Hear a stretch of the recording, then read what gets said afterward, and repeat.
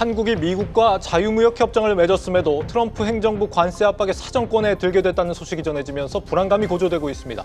각국의 배기가스 규제 같은 비관세 장벽까지 따지겠다는 백악관의 예고에 우리 정부는 대응책을 고심하고 있습니다.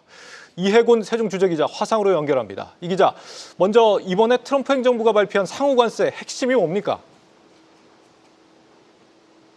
네, 상호관세는 각국이 미국 상품에 적용하는 관세율만큼 미국도 상대국 상품에 관세를 부과하겠다는 겁니다. 즉 미국이 무역에서 손해를 보지 않겠다는 건데요. 트럼프 대통령은 상호관세를 두고 모두에게 공정하고 어느 나라도 불평할 수 없다고 강조했습니다. 하워드 러트닉 상무부 장관 지명자와 무역대표부에는 각 국가에서 시행하고 있는 관세와 비관세 장벽에 맞춰 관세율을 조정하는 방법을 연구하도록 지시했습니다. 연구는 4월 1일까지로 관세 적용은 이날 이후부터가 될 전망입니다.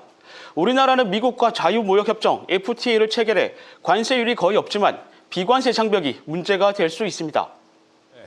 비관세 장벽이 문제다. 현재 우리나라가 우려할 만한 비관세 장벽이 어떤 것들입니까? 네, 트럼프 대통령이 비관세 장벽을 정조준했는데요. 비관세 장벽은 관세 외의 방법으로 무역을 제한하는 것으로 보조금이나 규제, 수입 제한 등이 있습니다. 온라인 플랫폼 기업 독과점 규제가 구글과 메타 등 미국 기업을 규제하는 것이나 자동차 배기가스 부품에 대한 인증 규제, 농산물 수입 승인과 검역 등이 우리나라의 대표적 비관세 장벽입니다. 트럼프 대통령은 이 같은 비관세 장벽이 미국 기업들의 수출을 제한한다고 판단한 겁니다. 특히 자동차에 대해서는 각국의 인증 절차가 미국 자동차 수출을 가로막는 것으로 보고 대응하겠다고 언급하기도 했습니다.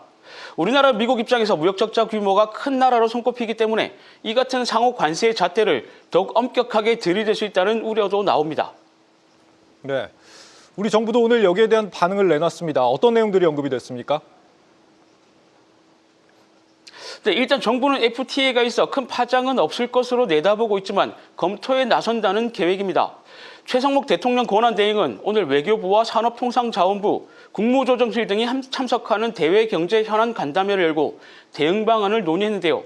최 권한대행은 한미 FTA로 관세율이 낮아 경제에 미치는 영향은 크지 않을 수 있다면서도 부가가치세, 디지털 서비스세 등 비관세 장벽도 평가할 것으로 예고해 상황을 예의주시하겠다고 강조했습니다. 문제는 정상급 회담도 할 수 없는 우리나라가 미국과 소통하는 것이 쉽지 않다는 건데요. 박종원 산업통상자원부 통상차관부가 17일 미국을 찾는 것이 트럼프 대통령 취임 이후 첫 통상 고위 당국자 파견일 정도입니다. 특히 금융과 외환시장에도 미국의 통상 선전포고가 불확실성으로 작용할 수 있어 최 권한대행은 24시간 대응해야 한다는 지시를 내리기도 했습니다. 지금까지 세종 스튜디오였습니다.